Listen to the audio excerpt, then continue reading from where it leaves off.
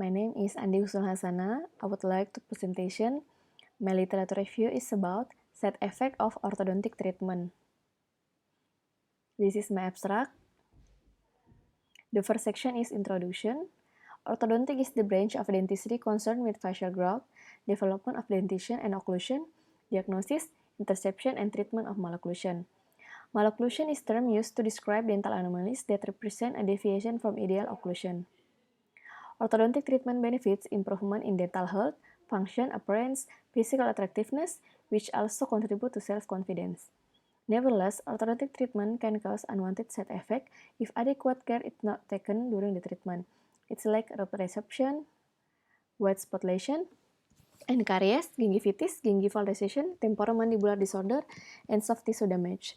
So, the treatment for the patient need to be carefully planned and carried in order to prevent unwanted side effects. Adequate knowledge on this side effect has to be imparted to the patient and necessary counseling on his role in avoiding this side effect. The second part is literature review. The side effect we'd like to discuss. There are 6 side effects. The first is root resorption. Is defined as the destruction of cementum or dentin by cementoclastic or osteoclastic activity. It may result in shortening or blunting of the root.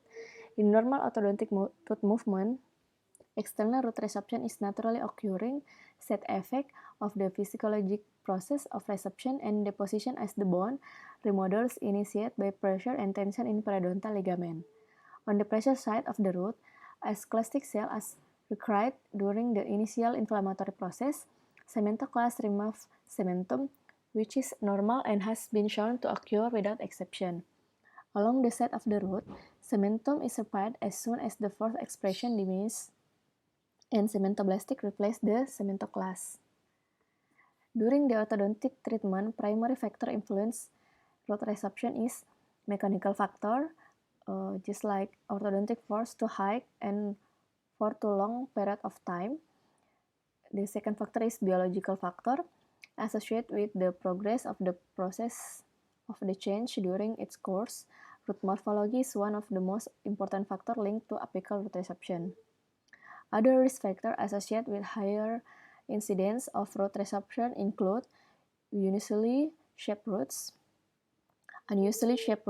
including blunt, pep-shaped, and short roots, history of dental alveolar trauma, excessive orthodontic force, movement of teeth without occlusal contact, intrusive force, reduction of large overjet by distal movement of anterior teeth, and pushing apex of teeth into cortical bone. When the patient with high risk of root resorption is identified, it's recommended to avoid teeth extraction if it's possible, to avoid heavy and continuous force, disjunction, and long treatment duration. Also, it's necessary to check root resorption signs, analyzing the periapical space on the radiograph 6 months after orthodontic treatment was started. The second is white spot lesion and caries. The classification of enamel or white spot lesion is common side effect of orthodontic treatment. The classification of enamel occurs in 50% of orthodontic treatment, and the most affected teeth are maxillary incisor. Demineralized white lesions are early, reversible stage in development of dental caries, which occur when a cariogenic plaque accumulates in association with high sugar diet. White spot lesions are not managed early and effectively, they can cause permanent damage and even progress to caries. The presence of fixed appliance predisposes the plaque accumulation, as tooth cleaning around the component of the appliance is more difficult. The risk of demineralization is greatest during fixed orthodontic treatment as a result of plaque collection and retention around the irregular surface of the attachment. This stagnation areas also limit the self-cleansing mechanism of salivary flow, resulting in the accumulation of cariogenic bacterial species. After 14 days of completely undisturbed plaque, change in enamel are visible without drying. After 3 to 4 weeks, the outmost surface exhibits further porosity and clinical change can be seen without drying. The rate of progression of mineral loss around fixed orthodontic appliance can be faster than traditional caries process, with demineralization being clinically apparent within 6 months of starting treatment. Next is gingivitis. Gingivitis usually occurs due to incorrect maintenance of oral hygiene in presence of orthodontic appliance that seems to favor plaque accumulation. Orthodontic brackets and elastic may induce accumulation of dental plaque. The presence of orthodontic bands that usually are placed subgingival accompanied sometimes by the solubilization of lutein agent, favoring the gingival overgrowth by mechanical trauma and existence of retention space of plaque accumulation. Gingival inflammation around orthodontic bands leads to pseudopockets, which usually disappear approximately 3 months after the debonding of the bracket. Next is gingival recession, is the exposure of the tooth root surface resulting from the loss of marginal periodontal tissue. The edge of the gum is retracted apically and the enamel dentine border is exposed. Recession can occur as a complication during orthodontic treatment, as well as the effect after its completion. Change may occur because of excessive force in the course of orthodontic treatment and improper planning and carrying out of the treatment. Constant irritation of the tissue by remains of food and accumulation dental deposit favor the formation of the lesion and the progression of destruction of deeper layers of periodontium. In some patients, recessions are formed during anterior movement of the lower incisor, and the displacement in the direction of tongue raises the height of gingiva and alveolar bone. To solve the dilemma of recessional connection and change in tooth inclination during orthodontic treatment, clinical studies required will take into account of state of hygiene and gingiva before and after treatment. There is a risk that patients with pre-existing recession have a chance for the further recession during orthodontic treatment. The risk can be minimized by keep proper oral hygiene, use non-traumatic brushing technique, and use patient-related factor. The other side effect is intraoral soft tissue damage. Ulceration can occur during treatment as a result of direct trauma from both fixed and removable appliance. Aphthous ulceration is susceptible individual in common with fixed appliance, particularly during early stage of treatment. This can be exacerbated if a wire are not cut or bent back and left protruding from molar tube. Lesion generally heal within a few days without lasting effect. Rust that occurs in patients who use fixed orthodontic appliance may arise due to trauma, emotional, or physiological factor. Intraoral allergic reaction to the orthodontic component are rare but have been seen reported in relation to nickel, latex, and acrylic. Fixed orthodontic treatment use many components that can cause trauma or irritation to the oral tissue that can improper installation of fixed orthodontic component.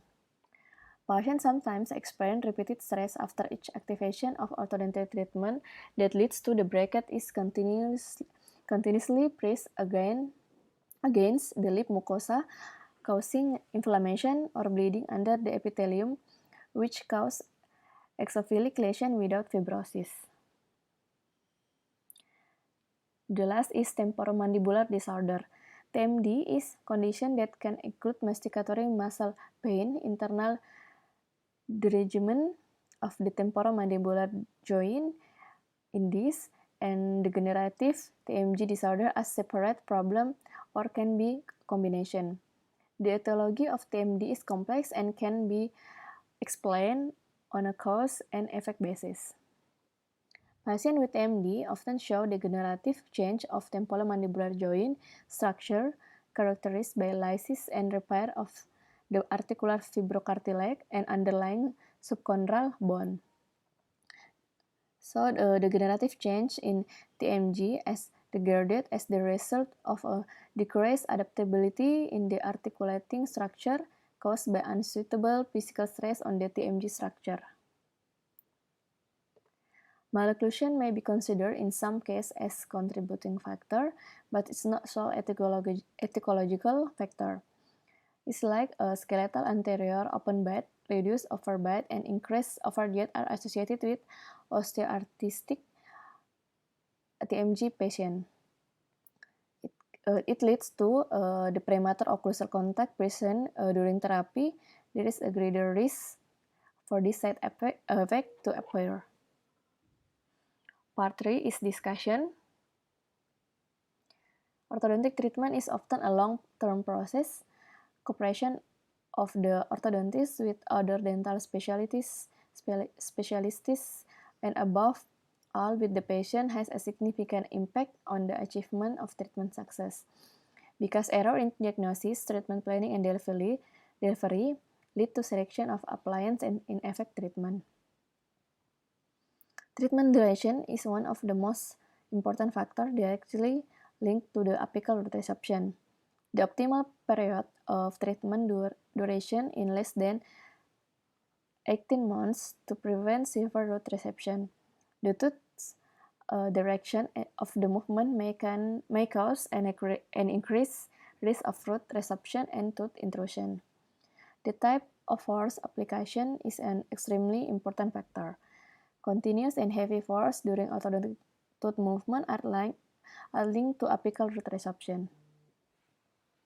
The presence of orthodontic appliance in the oral cavity increases the amount of plaque, resulting in the formation of gingival hyperplasia and pseudopocket. Gingivitis could be the result of poor oral hygiene in the molar regions and the presence of molar band which favor the accumulation of food. So, correcting this malocclusion with orthodontic treatment will help to improve the periodontal status and overall health of individual. Orthodontic treatment should be not start in patients with acute signs and symptoms of TMD, and the orthodontic treatment should be postponed after the attack is controlled. For periodontal disease, contraindicate in patients with active periodontal disease or poor periodontal health. Assessment of the periodontal health and level of attached gingiva is recommended prior to the orthodontic treatment. Part 4 is conclusion. Consideration of side effect prior to treatment is important. It's equally important to lay emphasis on the necessity of good oral hygiene in order to achieve the best treatment outcome. Oral hygiene instruction should be given before the start of orthodontic treatment, and it should be reinforced during every visit. Thank you for your attention.